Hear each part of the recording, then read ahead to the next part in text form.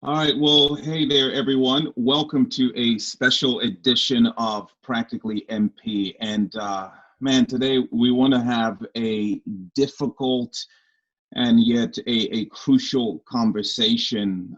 We want to take some time to talk about racial tension and division in our country. Man, a little bit of context for this. After the death of Ahmaud Arbery in Glenn County, Georgia, and a handful of people reached out to me personally just to express heartache and just to express outrage in many ways. And by the way, I can't say thank you enough to those of you who did that, those of you who thought to reach out. And for some of you, it was just this clumsy, awkward, I don't know what to do, but what I do know is something has to be done. This is not okay. This cannot continue. This has to stop. And I can't say how meaningful that was to me personally. So shout out to people like Gabe Kozer, as you reached out to process through some of that. But one of the people who reached out to me was a friend of mine, Matt Duell. And Matt Duell was up in arms, for lack of a better term, was just super worked up and just kept saying over and over again, we've got to do something. We can't do nothing. We've got to figure out what this looks like. And we don't know what that something is, but something has to be done. And that's how the idea of having this conversation, at least on this platform, was kind of born. And so we said, you know what, let's talk about this difficult issue of racial division and racial injustice, and let's do it on a somewhat public forum, not because we believe that race is the only injustice in our country, but it's a lingering one. And the moment we're tempted to say, I don't think it's an issue anymore, something else just jolts us awake. Another brutal injustice comes across our screens. And so we thought, let's talk about this. Again, not because we believe a conversation is going to fix this issue, but we know that no injustice was ever changed by silence. No injustice was ever changed by, spectatorship, whether it's an abuse in a home, whether it's mistreatment of an elderly person or the mistreatment of an employee. Something shifts when silence stops. And so we said, if nothing else, let's talk about it so that we are not guilty of being silent spectators to these injustices. And we wanted to talk about it also because if the people of God who know He has created everyone in His image and He's passionate about diversity, if His people don't talk about this, who's going to talk about it? And so we thought that's another reason. Let's at least start the conversation. Let's have this conversation. It'll be raw, it'll be messy, it won't be clean, it won't necessarily resolve anything, but our hope is that it will at least move us forward a little bit. And so, man, I thought, hey, Matt, why don't you join me for this conversation? And man, I know that for a person like Matt Duell, this has stirred him in such, man, meaningful, emotional ways. And so, I thought, hey, Matt, why don't you jump on here and be a part of this conversation? And so I want to do that. I want to just kind of introduce Matt and invite him into this conversation. And maybe, Matt, have you share a little bit about what your experience was, what stirred this in you most recently. So, Matt, welcome. Thanks for being a part of this conversation. Thanks, Kondo. Privileged to be here and grateful for you and your leadership and your willingness to open up a tough conversation. I 2 weeks ago, like many of you, started to see the Ahmaud Arbery story trending on social media and just started to look into it. What happened here, and read the story, and then found the unedited video of what was captured there. And it was just one of the more horrific, stunning things that I can ever remember seeing. And I remember as I watched it, I felt numb and I felt frozen, and I sat at my desk probably for the better part of an hour, just shocked and just feeling this sense of brokenness, like I really haven't felt before over some of these stories and some of these issues. And again, like many of you, I've heard the stories, Michael Brown and Eric Garner and Trayvon Martin, and the different stories and the ways that those have played out. And I don't know if it was because this happened in Georgia and I'm from Georgia, spent most of my life there, born and raised. And so there was this sense of just this happened in my home and it made me angry. I don't know if it was just the graphic nature of the video, whatever it was, something just really stirred and broke in me in just a really different way. And I think in the past, my response in these stories, when these sort of things happen, has been to observe and to try and fact find and understand and read and see what's available and watch the news on it. Maybe have conversation with some friends, with some family, but really honestly to be pretty quiet about it. And I think that was out of trying to be sensitive, not wanting to offend my Black friends or friends of color, also not wanting to rile up white friends, and finding myself in the middle of this binary conversation. And I think with Ahmaud Arbery's shooting, something in me just switched and felt what you said, Kondo, of silence isn't going to fix anything. And it's not going to move the needle or change our perspective or our feelings or our conversation when it comes to racism in this country. And so I just started to reach out to different friends. Like you said, I reached out to you and just started a clumsy conversation of saying, I am so sorry that you live in a country where this is still the reality, and what can I do to help? So as Kondo said, we talked about it, we processed a little bit, and just something just sort of hit me of thinking, you know what, Kondo, would you let me come in and take over the MP episode one week and interview you? And you've been moderating this, and it's been such an amazing series, and I've enjoyed watching it throughout the process. And as we've all been, on the stay home order, but I thought for this, it would be great to hear from you and to hear some of your experiences and your family's experiences.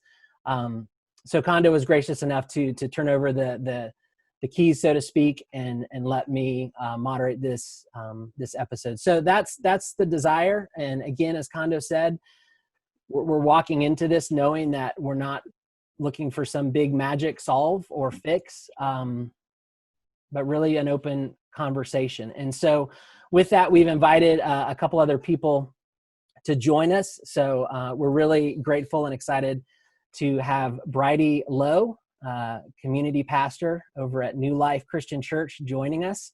Brightie, thanks so much for being here. Also, we have Dr. David Hoffert, superintendent from Warsaw Community Schools. Dr. Hoffert is getting his frequent flyer miles on the Mission Point episodes here. So thanks for coming back so quickly on that. And so want to open up everybody, give everybody the opportunity to share a little bit of their personal perspective, their personal story. And then off of that, just ask a few questions and continue this conversation. So Brightie, would you be willing to just start us off, share a little bit about your childhood and upbringing and some of your story? Yeah, absolutely. First off, thank you so much, Kondo, for allowing me to be part of this conversation. I was born in Louisiana, and I was adopted at 3 days old by a family from Warsaw. So I have lived my whole life in Warsaw, Indiana, born and raised is what I say, even though I wasn't born here, but it feels like it. I was adopted by an all-white family, a pastor's family here in town. So growing up, it was interesting and it wasn't at the same time. I remember my parents always explaining to me about where I came from. And even though I looked different, it didn't mean that I was not accepted or a part of the family that I was in. So I never really had a complex about my skin color. But as I got older, especially starting in high school, I found myself in this weird kind of predicament because I'm biracial.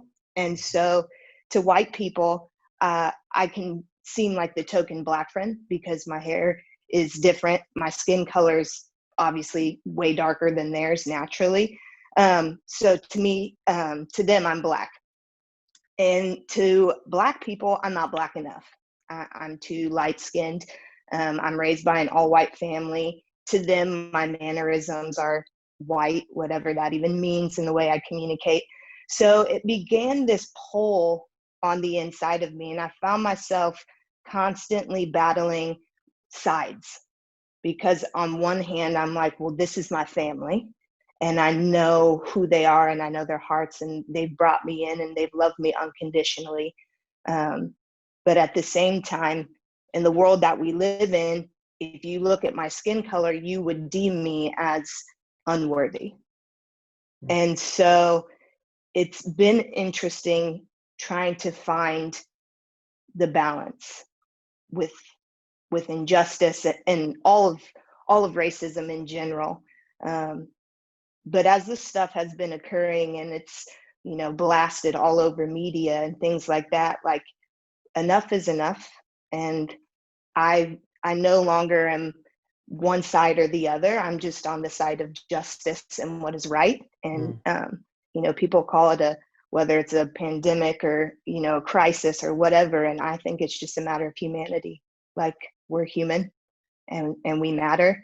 And so I'm super grateful that people such as yourselves are willing to have these conversations because there has to be change. It's a heart issue. And if we can get people to see that, then I think we can start to make some change. Amen. Amen. Thank you for that, Brightie. Kondo, would love to hear from you some of the experiences that you have faced and your family as well. Yeah. Even Matt, you shared something, I think Brightie has alluded to it as well. There is a lot of tension because the heartache is experienced. Like these things are so heart-wrenching, they're so scary, they're terrifying, they're unacceptable, and then you start to weigh, like if I talk about this, am I going to be just an angry Black man in a predominantly white community who's just got an axe to grind? And so it's almost safer to just, grieve quietly. And so, Brightie, man, amen to that. I am also staging a rebellion and saying, forget the color of my skin and forget which sides people may peg me on. At the end of the day, I am primarily a son of the living God, and I want to be a mouthpiece for what matters the most to him. And experience-wise, I have to say I'm thankful for the parents who raised me, because I think one of the things they've helped to instill in me is just an attempt to give the benefit of the doubt. And so even for me in the community in which I now live, active prejudice is not going to be my first assumption when someone interacts with me. If somebody looks at me, I'll assume they're looking at me because I'm super stylish. I'm just going to go down a list of reasons why somebody might be staring at me. So for me to have an encounter that I would view as discriminatory, it would have to be pretty overt. And so, man, I enjoy running outdoors, for instance, and on occasions someone will drive by and they'll roll the windows down and they'll use the N-word. And at that point, here in our community, I'm not having to guess what's happening. I'm not having to superimpose, thoughts on them and what they're doing. They've made it pretty clear, and that's still a painful reality here in this town. Those are things that I have I've heard, not often, but often enough.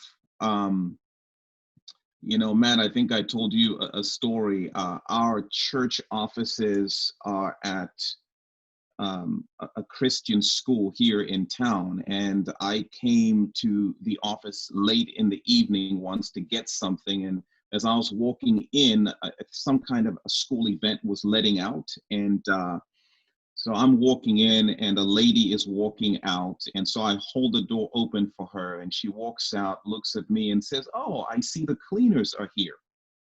And I remember that just kind of occurring to me, like I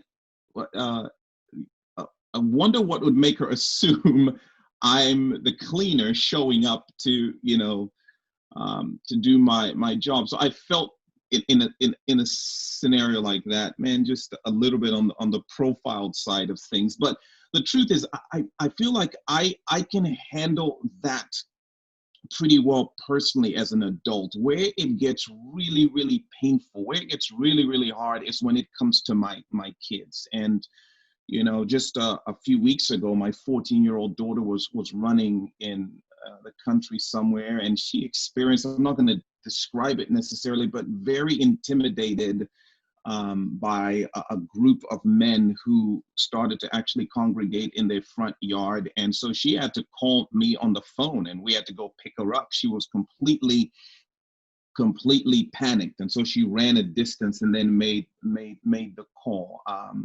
That, to me, that's where I find myself just, man, beyond wounded and broken when it starts to happen to my kids. My 16-year-old son, just got his license a couple of months ago, and on his first solo trip, in the car, went to learn how to put gas in the car and something like that. Got to the gas station, and a couple of individuals just stood by their truck and stared at him while he did that for a prolonged period of time. He went into the, to pay for his gas, came back out, and they were still staring at him. So he jumped in his car and started to come home, and this truck just trailed him, and they would speed up on his bumper, flash their lights just to freak him out. So I can tell you there's a part of me that's struggling to forgive myself, thinking about the fact that I was not able to answer his call. I didn't see his call, I missed it.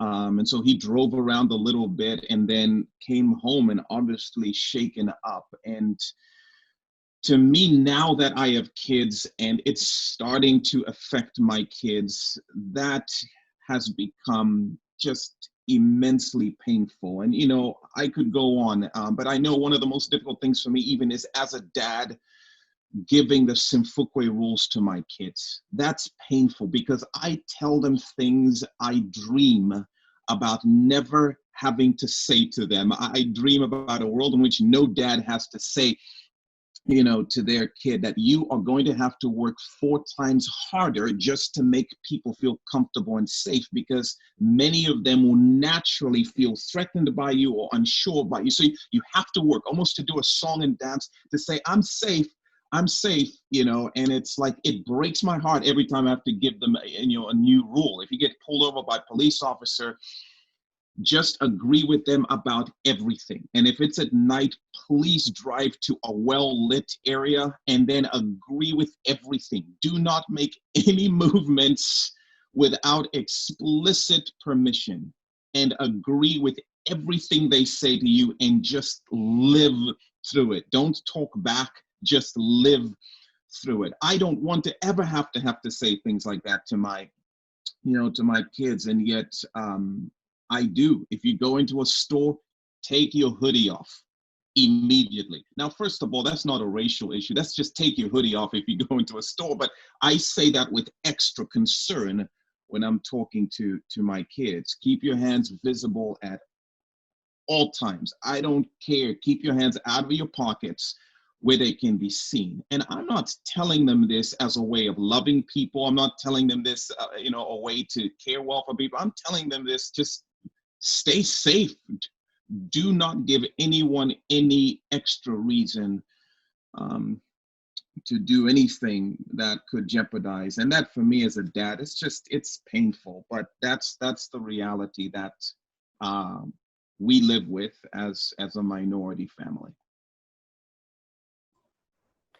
No, thank you so much. And it's I appreciate you sharing that. And it's painful to hear, Kondo. I mean, it's again, it just brings me to this place and this thought of it's unacceptable. It's unacceptable that you and your family have to endure some of that, because as I think through that and I process it through my lens, it's completely foreign. There's never been a moment for me of getting gas or being out for a walk or anything where I have felt the least bit threatened. And so that it makes me incredibly sad, but also grateful for you to share, because I think in some ways it's really easy for us to be isolated from these stories hitting home, when it's not the big national news headline. Oh, well, that's over there. That's in that place. It's not here. But there are things here that we need to discuss and we need to realize and we need to process. I want to get back to some of what you shared, but I want to give Dr. Hoffert an opportunity to share some of his story, some of his family's story. David, you are coming in as the perspective as an adoptive dad, and share that with us. Share a little bit of some of the things, your perspective in this issue, your family's perspective, and how it touches down at your home. Sure. And mine's a little different, but I still see so many of those pieces, and I feel myself getting emotional even as I hear the stories. First of all, I never would guess that I would be in this circumstance. If you took me back to my childhood, I'm a Warsaw kid. I grew up here in Warsaw. I'm third generation. My great grandfather came here after the Spanish-American War. Lived on Market Street, about as simple, small town, Caucasian as you could possibly get. God did a little bit of stirring in our family. We had a son that was 2 years old at the time. This was 2007. And we walked out of a church service that was on Big World, Little Me. And there was always a taboo that my wife had asked me one time about adopting for our family. And I told her, no, why would I ever want to do something like that? And she kind of gave up on me. I'm glad she still loved me, and I'm glad she still married me. But again, it was something that we had just never talked about after that point. And she looked at me and she goes, how serious are you? And we were both teachers at the time. And I said, you know what, let's go up and meet with an adoption agency tomorrow. We took personal days. We drove up there. We sat down in the adoption agency in Grand Rapids, Michigan, and they had just opened up a brand new country, and that was Ethiopia. And they said, we haven't had anybody that's really gone through this program. What would you guys think about going through it? And we looked at each other and we said, okay, if this is where God's leading us, we're going to go off and change the world. 6 months later, we found ourselves without $1 in our bank account, not knowing what we were doing. I don't think our parents understood what we were doing. And we found ourselves in the middle of some of the most desolate, hell on earth places in southern Ethiopia, close to the Sudanese border. We went to change the world. The world started changing us. We learned about HIV and AIDS very quickly. We learned about what disease really was. And that was only the beginning of it, because we started learning about, as different as things were in Ethiopia, what were they like here in Warsaw, Indiana, bringing back an African-American child? And what does that look like? I mean, things that we thought we would never deal with. And again, we definitely weren't prepared for them. I remember one of the very first conversations we had, we were going around the local grocery store, and somebody stopped my wife and I. My wife has blonde-haired, blue eyes, as Dutch as you can possibly get. And they looked at her, and they looked at our son Robinson, who was in the cart, and they said, is is he yours? Is he yours? And I guess I was maybe a little bit of a smart aleck at the time. I said, yeah, he got my eyes and he got Rachel's hair. And I remember the person looked at us and was looking really strange. But I thought, that's the first comment that again, you know what, he's going to have to face all kinds of other things that my older son is never going to have to face.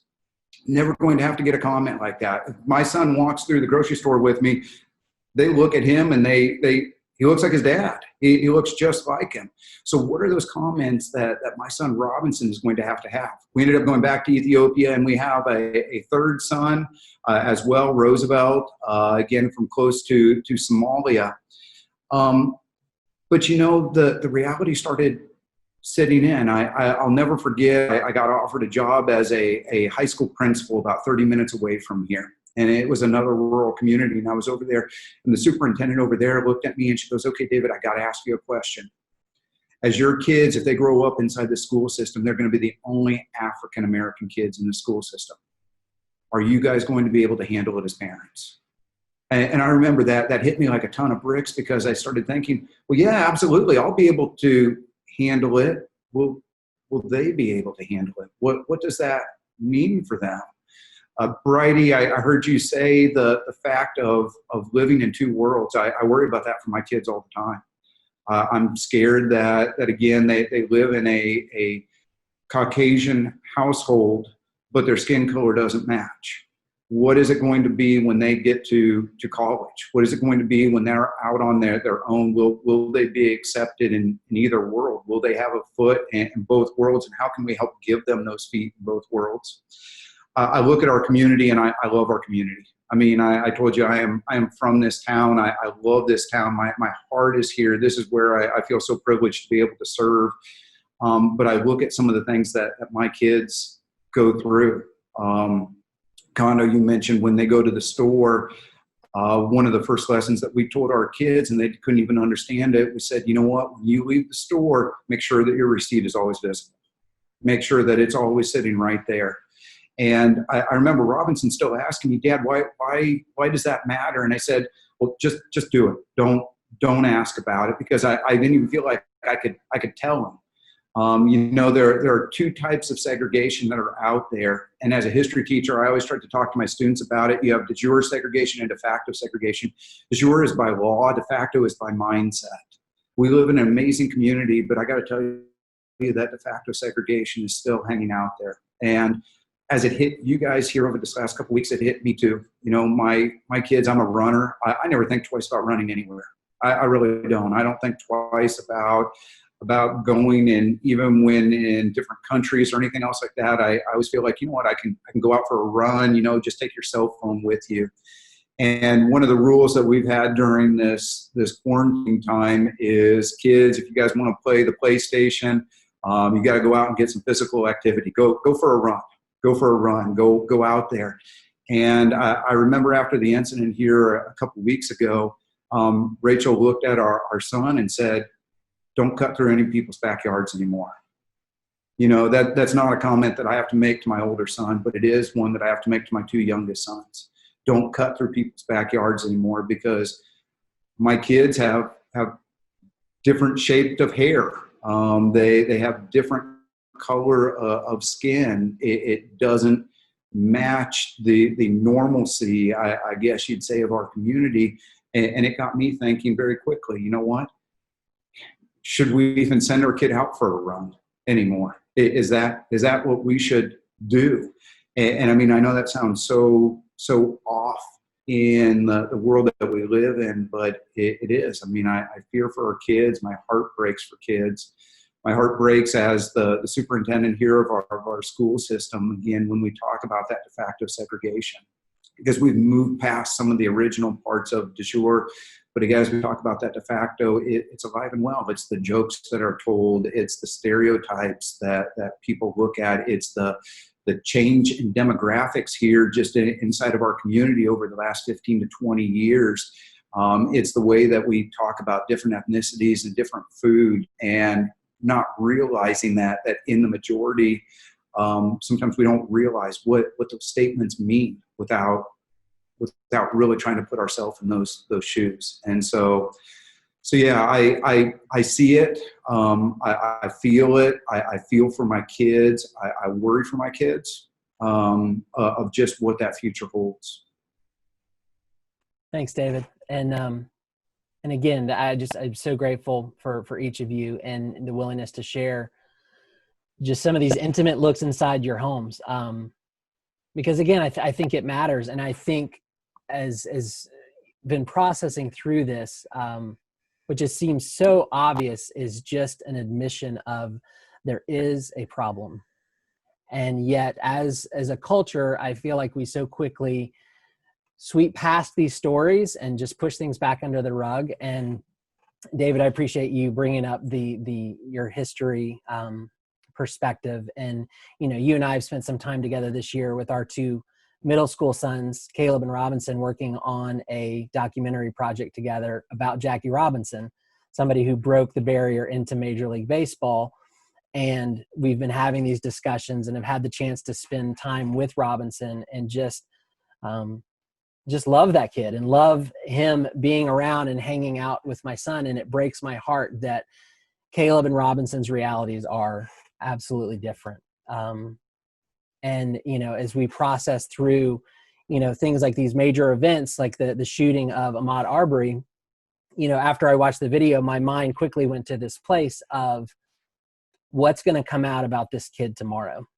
What are the things that they're going to begin to dig up and find out about him? And I started to go through a list of things, and I couldn't come to many conclusions of things that justified what I saw on that video. Regardless of what the circumstances were, I couldn't come to this place of saying this was okay. And it's just not. It's not okay. And so I think it's important for many of us to raise our heads up a little bit and realize that there is an issue and the de facto racism is a real thing.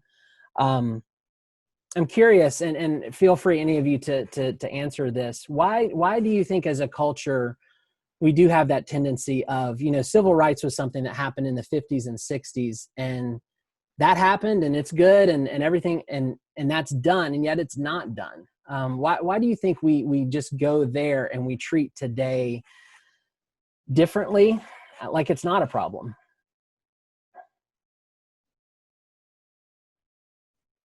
From my perspective, I really think that people don't want to go there because it makes them uncomfortable.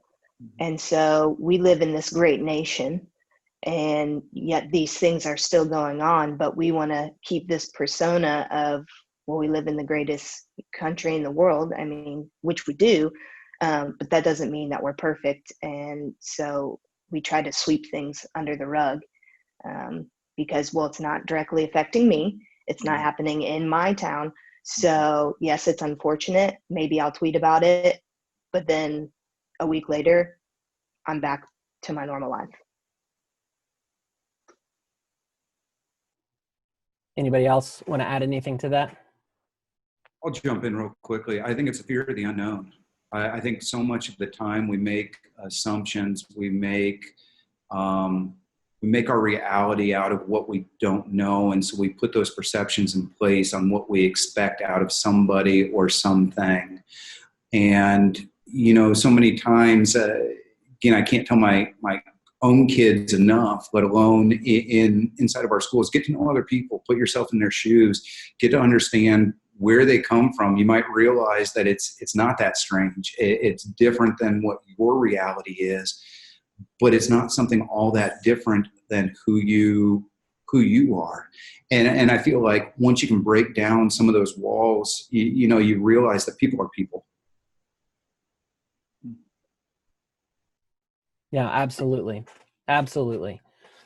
Brightie, you brought up a great point of, these things come across our radar and we can jump on social media and we can make a statement, but then we move on. What would your encouragement be for us to be more than just social media warriors? How can we engage into the conversation and into the issue in a more meaningful way, something that has more lasting effect? Yeah, I think it's just inviting people to have the conversation and letting them know that it's okay to talk about it. Um, I think people are afraid of both sides of, well, you're only saying something because now everyone is saying something. And so it's almost not appreciated, or it's, I'm going to say something, but now I'm going to get backlash because people who are around me are the same color. It's like you're turning your back almost. It's kind of ridiculous. And to me, it all boils down to empathy. Like David said, put yourself in somebody else's shoes. Like, it's really not that difficult to say, hey, that's a human. And just because the color of our skin is different doesn't mean that our lives don't look very similar. We both have jobs. We both live in a house. We both have kids. We both do a lot of the same things. But because one of you looks different, then there's this huge issue. And so just inviting people to say, hey, this is the issue, and I don't have to always agree with you, but I'm at least willing to hear you out and to try and learn, because we need to teach people what it means to love and be accepting. But it's also hard because you can't teach people who don't want to learn. So you just have to keep speaking up and keep standing your ground. And I really believe that one day God can shift something. He can, but we can't back down either in the meantime. Yeah. Kondo, can you speak to that? What are some of the things you would say in terms of engaging in this more effectively? Man, I guess the thing I would say is amen to Brightie.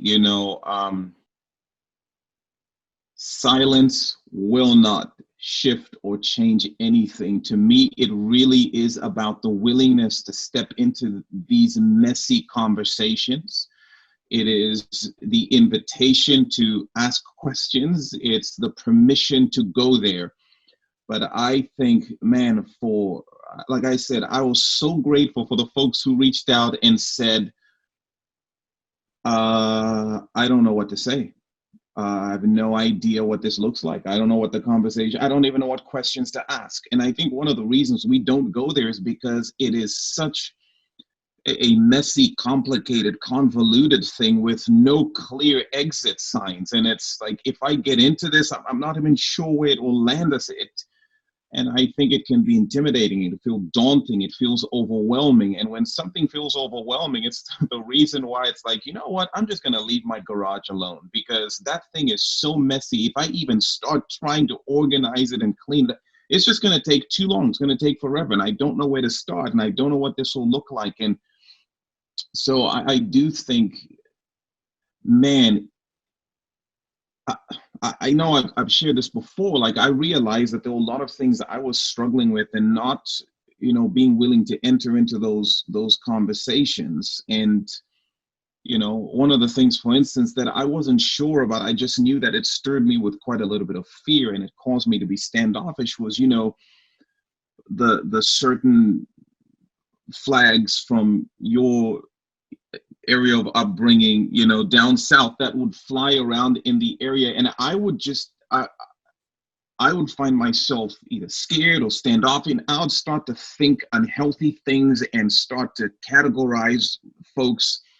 And so I remember just feeling convicted, like I need to try and find somebody who waves this flag proudly, to get a sense of, all right, tell me why. Like, what does this mean? This is what I understand it to mean, and this is what I'm curious to know. And for me, I do, Matt, like what you did and what, others did. It's rare that somebody actually comes and says, so tell me what it's like, or because I don't know. Can we have the conversation? What's it like being a white adoptive father in an area like this? What's it like being a biracial woman in an area like this? Take me there. And so I just think entering into the conversation, even though it's messy, being a little bit more curious with people, putting yourself in people's shoes, and even saying, man, if I were a Black family in this area and something like that happened, I would be curious to know, man, what would be helpful for me, you know? And let me just say something really quickly too. On the other side of things, I think sometimes we talk about the racial division and we make it almost like it's the white person's problem. It's not the minority person's problem. And I think that also perpetuates the division. I'm curious to know what it's like for you, Matt, what it's like for you, David, to feel like the crimes and the sins of your forefathers are now on your shoulders. And, you know, what's that like? But I want to learn to ask those questions and to ask what's it like to feel like I can tell a white joke and no one will think twice about it. But if you tell a Black joke, it's like, whoa, whoa, whoa, whoa, whoa. You don't get to do that. You don't get to hurt as a white person because of the past. What's that like? What's it like? We just need to become so much more curious and ask each other questions and enter into each other's worlds a little bit better. So. Yeah, no, I mean, right on. I think that I don't even know what to call it, but some of the earlier cases where the Black Lives Matter movement started to really have a platform and have a voice, and I think some of the early statements that were coming out of there, it did hit me with a little bit of defensiveness of feeling like, wait, I didn't do anything, and I didn't assault anyone. I haven't used the N-word. That's not me. And yet I think as time has gone on, realizing that there has to be empathy and compassion on my end to allow that movement to have a voice, and for me to pause and to listen and to hear them out, because why wouldn't I sit with my brothers and sisters, regardless of the color of our skin, and just allow them to process life from their vantage point. Just like, you know, Kondo, you and I have been friends, you know, for almost 10 years now. You have always afforded that to me. Why would I not reciprocate that? So it is awkward. And yeah, when I reached out to you a couple weeks ago, you know, I started by sending you a text, and then I kind of went in this panic mode of like, oh man, what did I send him? Did I offend him with what I sent? And you know, I'm just freaking out about this situation. And you just told me a story about your kids going out running. And I'm thinking like, oh man, Kondo, your kids, I'm so worried for them. And just thinking like, what am I doing? I'm just making a mess of this whole thing. But I think as we got to touch base and talk through it, we just found just a real unity in grieving the situation and processing the story, and you sharing with me some of your perspective. Dr. Hoffert, I'm curious from you, your perspective as a white man and some of these issues as they come up for you, how it hits you. Yeah, I think I don't want to say it's guilt or even uneasiness, but it's definitely empathy. And I guess maybe it's better if I even explain it this way. Every year when we go on vacation, we try to hit historical sites. And some of the most powerful ones for our family have been Selma and the Dexter Avenue Baptist Church. You know, you go down into Alabama and you realize that these are some of the last places to open up. And again, some still aren't. And, you know, as you go down there, you realize that this is a struggle that is not one race over the other. It's people coming together for a greater good. You know, where's the courage? You can have courage no matter what color your skin is. You can lack courage no matter what color your skin is. And so the question is, whether it's my son Ryan or whether it's Robinson or Roosevelt, are you guys going to have courage to do the right things? You know, are we showing you courage as parents to step out of your comfort zone and put yourself out there someplace?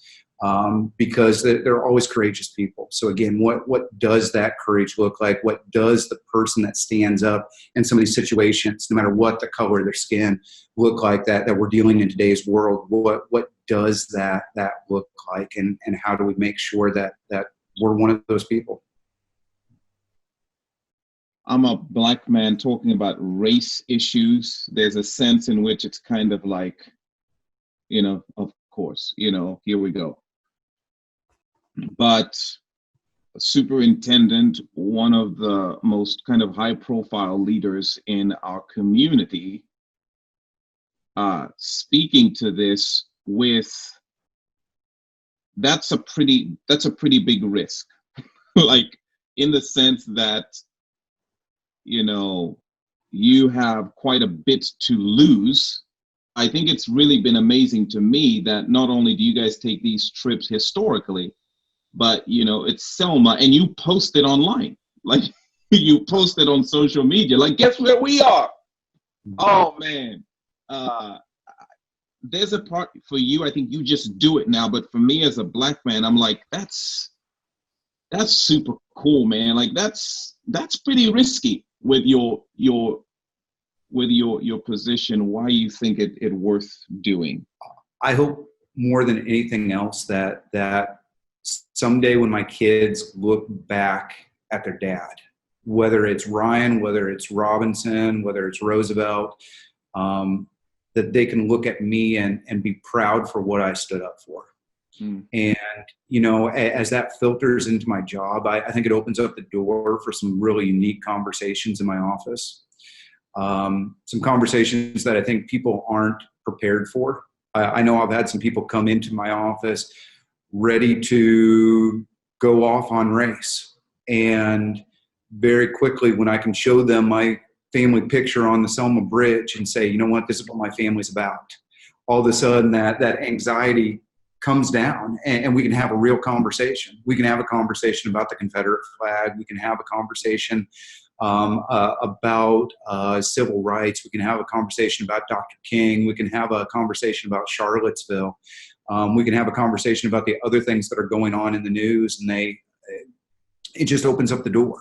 It opens up the door because it is having a foot in both worlds, being a kid that is here from Warsaw, being a kid that again doesn't have a racial background, but somehow through the grace of God, he's opened up my family to be able to experience the unknowns, the lessons. I always tell my boys, they've taught me more than I will ever teach them. So I guess if I can loop it back around, I hope that someday if they say anything else about their dad, they say, you know what, he was courageous enough to have these conversations. He was courageous enough to stick his neck out on the line.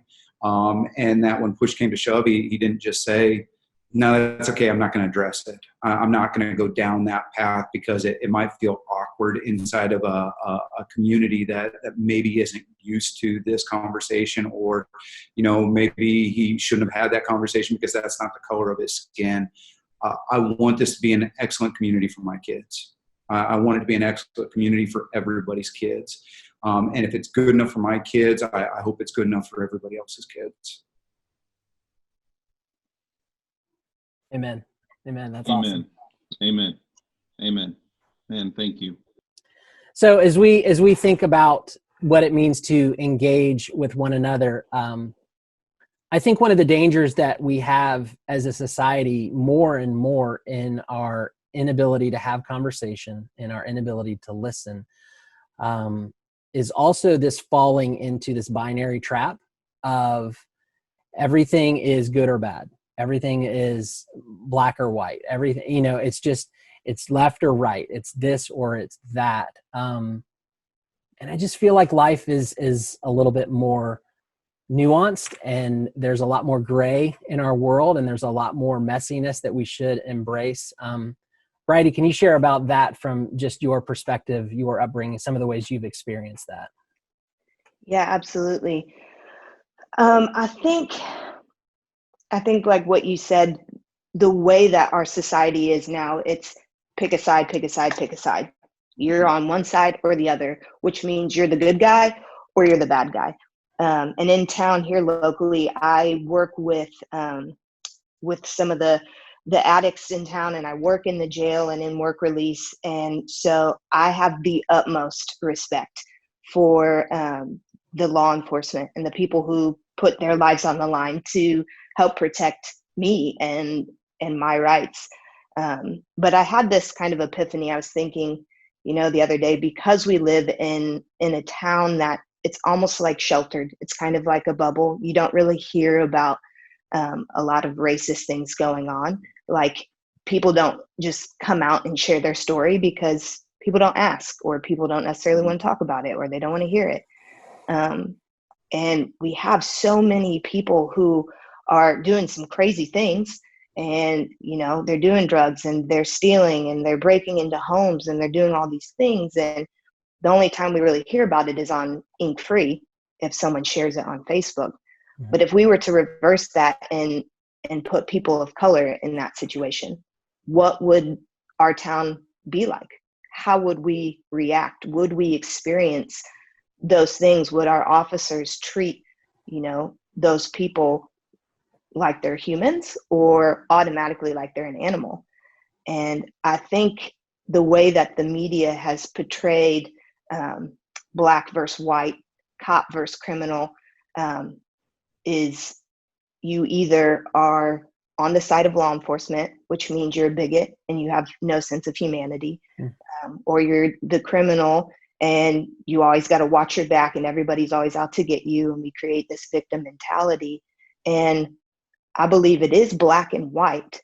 There isn't a gray area, but it's not black and white. It's right and wrong, because there are law enforcement people who do bad things and they make bad decisions, but that does not make law enforcement as a whole bad.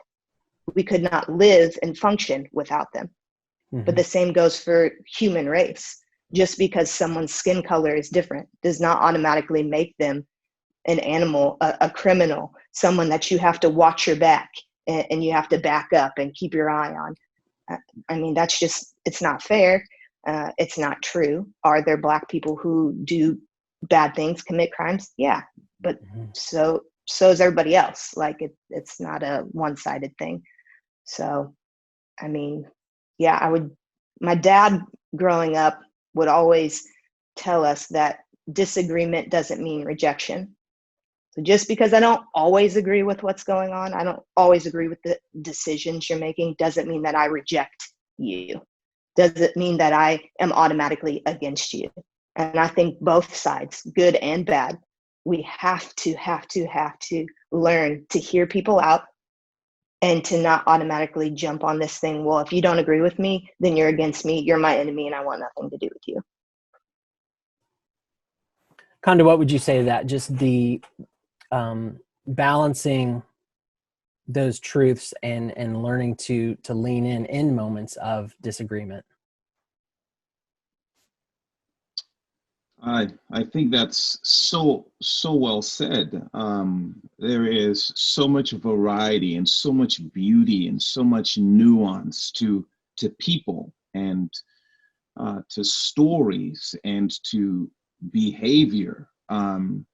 When I see our Sheriff Kyle Dukes next time, depending on, what the CDC recommendations are, my natural instinct will be to give him a hug, because man, he's a good man and is somebody that I know personally. So I refuse to lump all law enforcement officers into one category. That's the whole problem that we're in with racial profiling and discrimination. It's when you take an entire category and you say you are there for this because of this identifying marker, or because of this, skin color, or because of this cultural background, because of your gender, because of your sexual orientation, whatever the case is. And yet I am not unaware of the fact that one of the most heart-wrenching things I've seen in the last 24 hours was a law enforcement officer with his knee on the neck of George Floyd for 7 minutes. 3 or so of those minutes, this unarmed, restrained black man was non-responsive. That's wrong. That does not make law enforcement officers, wrong. It means that guy and that action was wrong. And I think it's amazing. You can enter into conversations, and I can talk about a black man who was a bonehead, and I can talk about a white man who did a boneheaded thing without saying something about all white people or something about all black people. And I think the same is true even about racism. I think one of the reasons, we talked about this earlier, why people don't want to have this conversation or enter in is because there is so much defensiveness. Like, I don't want people to think I'm racist. But even that to me is nuanced. And as hard as this may be, when I think about racism, I think there are layers to it. When I think about racism, I think we're typically talking about someone who hates people of a certain race, but I think there are layers. I think there are people who are racially unaware. I grew up in small town Indiana with people who look just like me. I have never even encountered somebody of color. I'm racially unaware. So you put me in a room with somebody I won't even know what to do. Well, you're a racist. Well, what do you mean by that? Right? And unless we have conversations, I don't think we can even peel apart the layers. I think there's racial ignorance. Like, I guess I've been around people, but I've never gotten to know anyone. So all I know is what my parents have told me and what I've seen in the blurbs and the headlines. And so there's a legitimate sense of ignorance.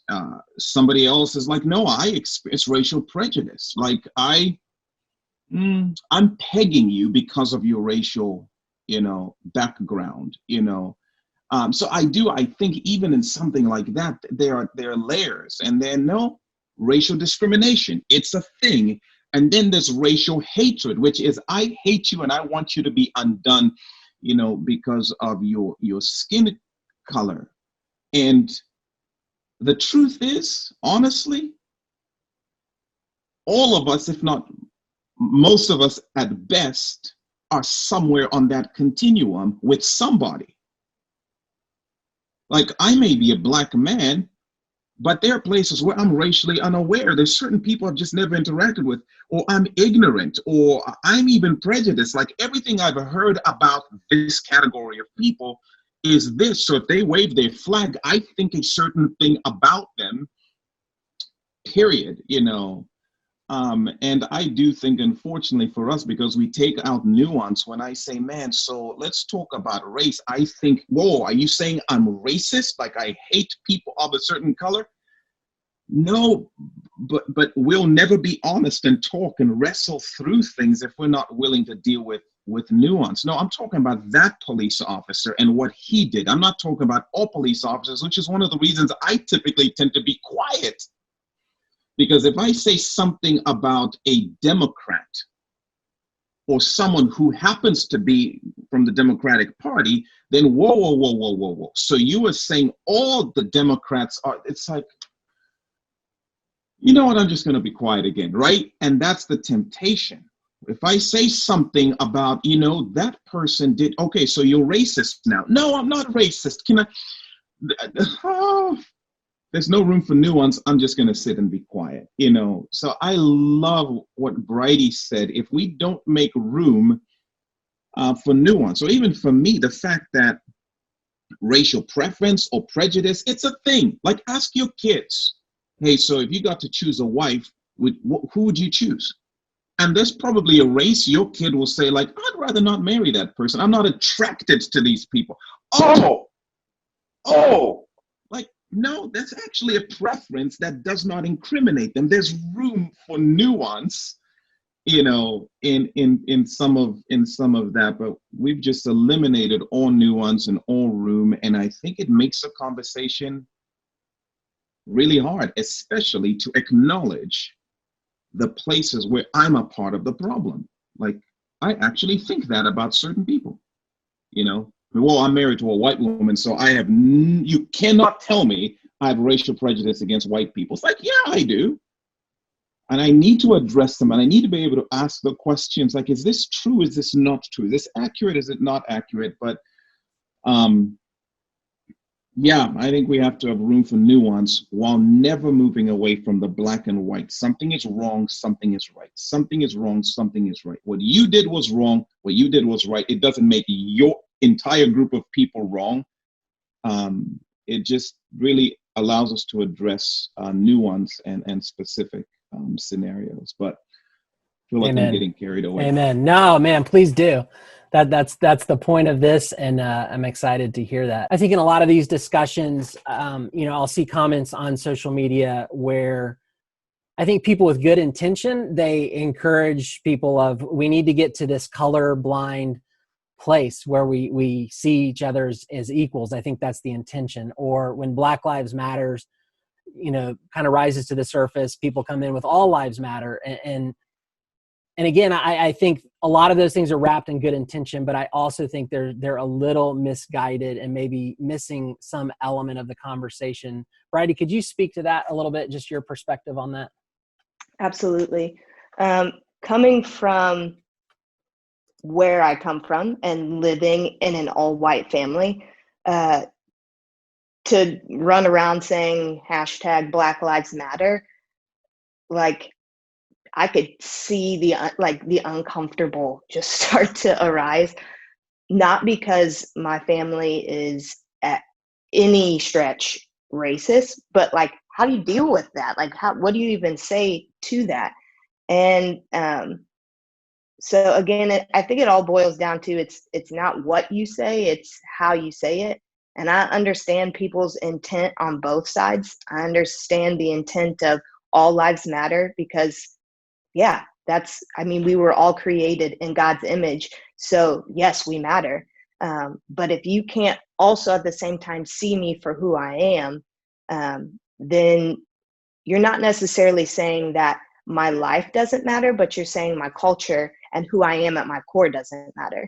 And so, like, you want to listen to rap and you want to wear the J's and you want to do all these things, but yet when it comes to addressing the hurt that the Black culture is feeling, that's when you want to, like, all lives matter. And again, I know most people's intent is not to make Black culture feel unseen.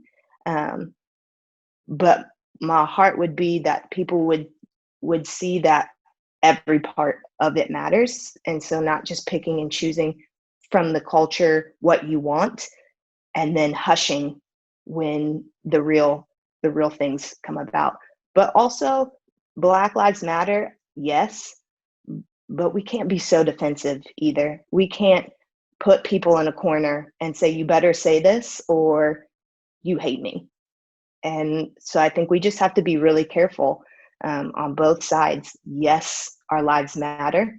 Yes, everyone's matter. But we just need to be cautious and give grace and do better. Awesome. Thank you for that. As we wrap this up, just want to give everybody just a moment, just a final thought. As we wrap up the conversation, again, we know we're not solving the main thing, but we want to help push the needle forward. And so what are ways from your perspective that we can continue to do that? How can we just set up the next generation to be better than our generation has been in this issue? What are some of the steps that we can take? And then just anything else that's been on your heart as we've been processing this again. So again, Brightie, we'll start with you. Just any final thoughts from you? Yeah, just to wrap up in my thoughts, today I've just been in this kind of haze with everything that happened yesterday with George in Missouri and just all of that. Like, it hurts to see people hurting. Does his death directly affect me? No. But as I watch how it affects our nation, his friends and family, that breaks me.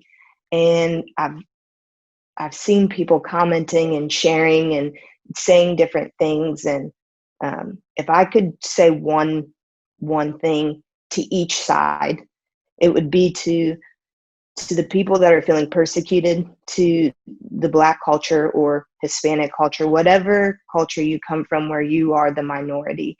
I think we have to be willing to let our guard down a little bit to hear the hearts of the people that we feel are attacking us, because all of them aren't. And even though they might say things that are slightly ignorant, they just don't know. And so it's our job to educate them and to help them understand, but we can't do that. And they don't want to listen if we're going to be super aggressive and demeaning towards them. And then to the other side, to the privileged side, like your job and your role in all of this is to come alongside of us and to help us and to make sure that we feel valued. And even though all of you can't do that for each of us individually, just knowing that you care and knowing that you're willing to take a stand and you're willing to learn means more than you know. And so don't be afraid to approach, but just be aware that it's not what you say, it's how you say it. So if you come at it from, a genuine, sincere, heartfelt place, asking questions that are uncomfortable are okay. And we welcome those. So don't be fearful of that conversation, because together, all of us working at the same table, open ears and hearts, we can get somewhere. Thank you. That's awesome. Dr. Hoffert, any final thoughts from you? Yeah, just two words keep coming to my mind. Consciousness, and that's consciousness of our own actions, how we hold ourselves, how we, what are we thinking? What are our self-check, I guess, inside of it. And then the other part, as we mentioned before, just courage. The whole idea of standing up for what's right, being willing that even though it might be somebody that you highly respect but says something that is off base, pulling them off to the side. Hey, you know what? Would we really want our kids to hear that? Would you want my kids to hear that? So consciousness and courage are my last two words, I guess. Thank you. Kondo? Yeah, I think some of the things that, Brightie and David have already shared, I would just echo. Again, I am personally not waiting on our government to figure this out and to have this conversation. The power of the living God and His Spirit is in His church. And I think, healing is going to pour forth from His people. And I think we have such an opportunity. If we believe God is passionate about diversity and is passionate about unity and is passionate about reconciliation, is passionate about justice, then we've got to believe whenever we step into this, I'm telling you, even as we have this conversation, the Holy Spirit is involved, has a vested interest. I'm even hopeful that through the screen, whoever's watching, He would just do what He's going to do. I don't know why I've been so reluctant to have this conversation when I have every reason to believe, the full weight of heaven is going to back this. And so if the church is not addressing this, I don't know how we move forward. I don't know how we press towards healing. So I would say a couple of things that strike me. Number one is, again, to speak up, to speak up, just rebel against silence, speak up. And that's my commitment to speak up. And I think, David just said it. If something is wrong, speak up. I think one of the things that perpetuates this is almost to think it's enough to think something is wrong, to feel something is wrong, and say nothing about it.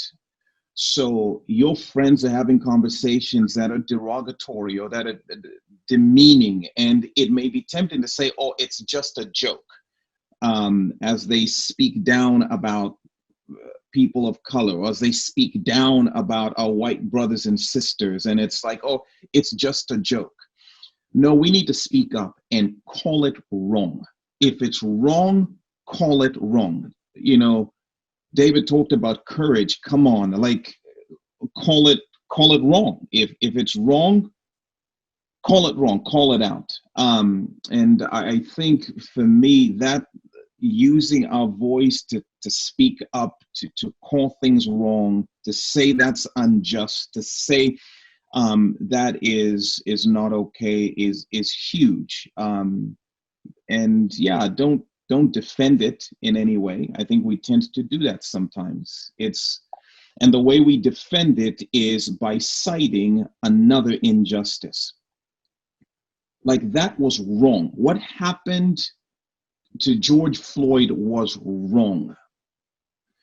So somebody may cite another injustice. Well, what about this other person? Well, okay, that's wrong too. Like, let's speak out against the wrongs, but not defend this wrong by citing another wrong and saying, well, yeah, or no one said anything when that happened, so therefore, I do think we just need to use our voices to speak up, to speak out. And then I would really say the issue of grace.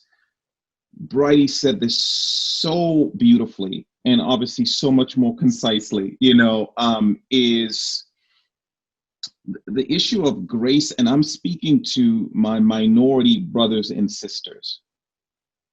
We have to give grace, understanding there's often a spectrum that can go from unawareness to hate.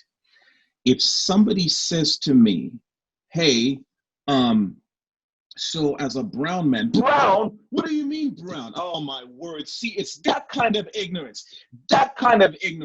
And all of a sudden, somebody who was well-meaning just shuts down. It's like, and I'm telling you, there are a lot of people who won't talk about this because of the role that we as people of color have often played. It's like, what can I call? Can I say black? Should I say brown? Can I say color? I don't know what to say. And if I say the wrong thing, I get lumped in with a racist, and it is safer not to even try and unravel that yarn. If we become a little more gracious and to say there's room to ask questions, and there's room to make mistakes, and there's room to ask how I do my hair, and there's room, to say, hey, do people from Africa ride zebras? Like, I cannot believe you just asked me that question. But if you are sincere in your desire to get to know, ask me anything. Ask me anything. And to give that grace and to give that permission to trip and stumble and make mistakes, but to trip and stumble and make mistakes forward into relationship. I think we hold such a powerful key in the minority community to say, I'm going to give you the benefit of the doubt, and you're going to make mistakes, and you're not going to say things right. And I would hope, Matt, as a white man, David, as a white man, you would give me the same grace and permission to sometimes just rant about, I can't believe this. Is that okay for me to say? Do you mind me asking you this? Is it okay? So I think to ask for permission and to give permission, to be incredibly gracious, to be understanding, is just going to get us a long way in these conversations. If we overreact, or even for me, I'm not going to get online and say police officers are this. Like, no, but if I know the name of that guy, I need to call that wrong. That officer was wrong, and Kyle Dukes, I'm coming for that hug. And Paul Heaton, I'm coming for that hug, right? Because it's not everyone that's wrong. Not everyone that's wrong. And I think we need to be willing to do that, whether it's something our president said, whether it's something a pastor said, whether it's something, a minority leader got up and said. We need to be willing to say, man, you can't lump all white people in. And you can't do this, you can't do that, and to use our voices, that way. But we have to have the conversation. We have to be willing to have the conversation. Brightie, I love, honestly, this is probably the most you and I have, talked. And even just hearing some of who you are and your story, it's just like, I would never have guessed any of that. And that's the thing. I would never have guessed this if we never talked. Now I'm like, can we just do coffee once a month for the, because it's one of those things like, oh my goodness, I have so many more questions and so many more things I'm keen to know about how you think and the way you process. And Dr. Hoffert, thank you for the doors you've opened for me to come and ask you things. And thank you for the difference y'all are making in our community. I think about what you do, Brightie, and who you work with. I think about even your family connection, your brother and Dr. Hoffert working together with the Martin Luther King. Y'all are just, just revolutionaries and difference makers. And I'm humbled by you. And I do pray the Spirit of God would just spark up, just a new openness to conversation and courage in all of this. So awesome.